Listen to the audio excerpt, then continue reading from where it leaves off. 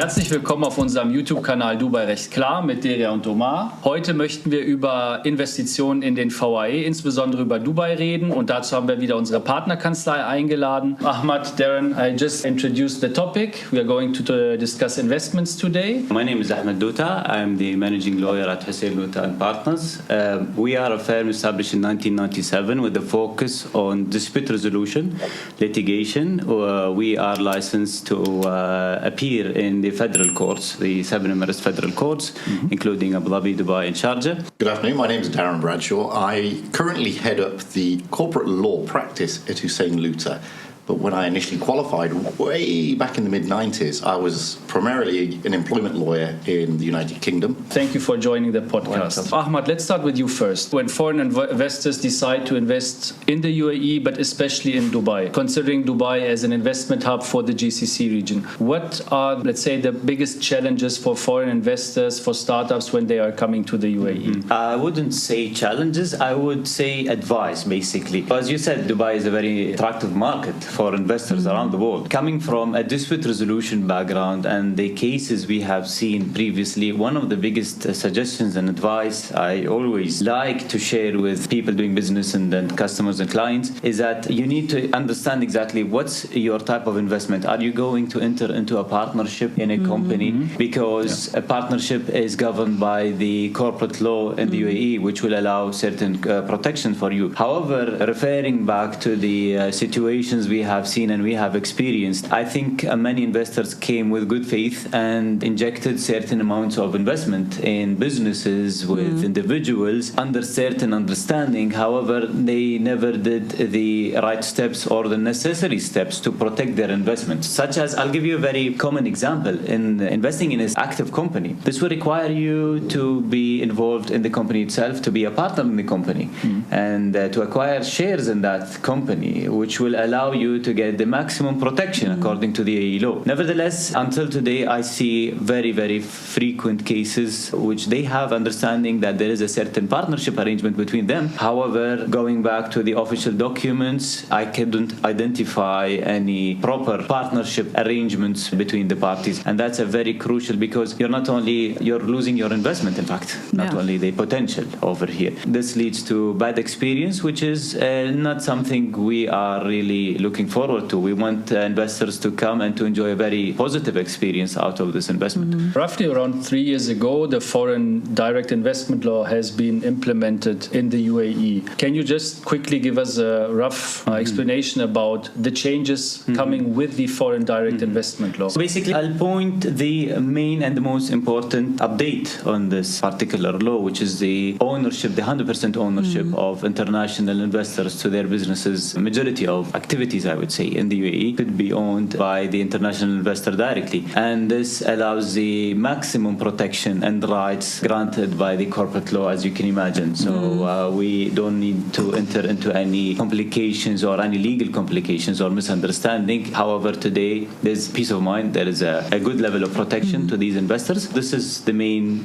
update on the FDI new law. Can you quickly also describe, just for the audience, what was the legal situation for investors before the FDI came into place in the UAE, just to understand now the changes? As you know, previously there was some limitations on the ownership of shares in certain activities.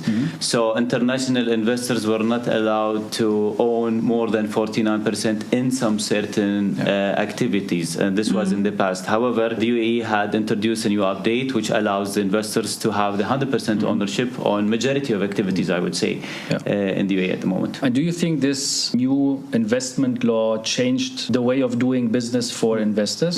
Well, absolutely, yes. From a legal perspective, it provides a security. Nevertheless, previously, as you said, Dubai is a very attractive market. Despite the challenge which was previously there, many companies used to operate under that system, and the security level was fair at that time. However, today it's even more enhanced, more protective toward the investor. And I think the security business gave a lot of foreign investors even more reason to come to the market. Absolutely. So this is definitely the case. Darren, may I ask you, what measures of protection do we have in the UAE for foreign investors? That is a really good question, because one thing that investors don't realize is that the UAE is not just one jurisdiction. So I'm going to focus on mainland because that's the main topic. But people need to know that there's mainland and there's offshore, which is better known as a free zone.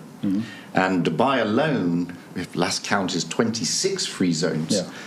Now, some of those free zones, for example, have their own laws. Maidan being one of them, DIFC being another one, and to an extent DMCC. But what I'm going to do, I'm going to touch on the mainland one first. And my colleague, Mr. Ahmed, he touched on this as well.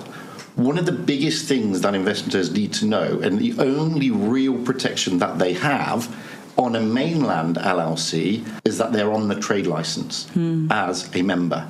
So the way it works in Dubai mainland and UAE mainland, full stop, is that there are two major articles or two major governance documents within a company.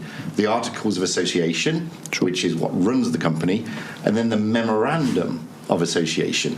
That is the shareholders' deal with the company, so to speak. So when you set up a company, firstly, you need to be a shareholder listed on the Memorandum of Association, which is then put into the DED, or the Department of Economic Development. They will then issue the trade license, and your name should be on that trade license as the shareholder. If your name isn't on the trade license, but you put things in, this is considered as sweat equity. And unfortunately, you have no protection under mainland law for sweat equity. Now, some people think, yes, we have. We've entered into a shareholders agreement. Side agreement or side shareholders agreement are not valid in the UAE mainland.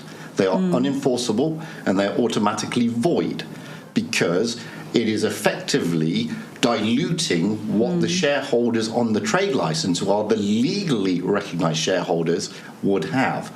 So it's an important thing that you must be, if you're the investor, you must be on that trade license, else you may not find you have your investment protected. The rules are slightly different for some of the free zones. And to be perfectly honest with you, you can have side agreements in some of the free zones, but you really need to take legal advice on that to make sure you are protected. Because those free zones, especially DIFC, have a completely different legal system and a completely different court structure. What are the key legal steps involved when starting a company in the UAE, but also especially in Dubai? Again, that's another really good question because, again, it branches into, are you mainland or are you offshore? Whilst there is a distinction between those two, the key issues that all companies will face when you're setting up is most likely the same. The first thing you need to understand, what are your activities? What are you going to be doing? Sure.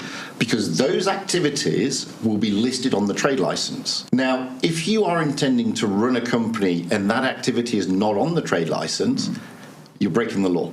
It's as simple as that. That company can be shut down and you can be heavily fined.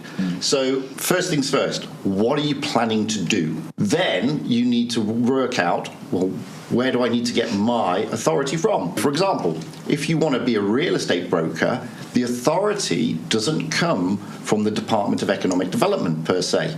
It actually comes from RERA, the Real Estate Regulatory Authority. Yeah. And you have to be approved by them before you can get your trade license. The same if you're opening a healthcare. You will need to go to the Ministry of Health, potentially, if you're opening a pharmacy, to ensure that you have somebody regulated by the Ministry of Health. It's important to make sure you know where you're going first. Second, you need to make sure that you can open a bank account. Bank account openings for companies, you will see a lot of people advertising, we will open it in 3 days. Yeah. It will not happen. No. The banks are, like all professions now in the UAE, majority of the professions, lawyers, accountants, banks, real estate, we are heavily involved in anti-money laundering and compliance. Yes. Yeah. The banks take all their authority from the central bank, which tells them you must do X, Y, and Z. It's not because the banks want to take a long time in opening a bank account.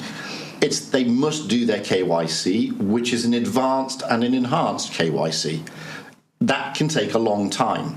So people need to realise, if I'm opening a business in a particular area and it's going to be an LLC, once I've got my activities done, once I've started that,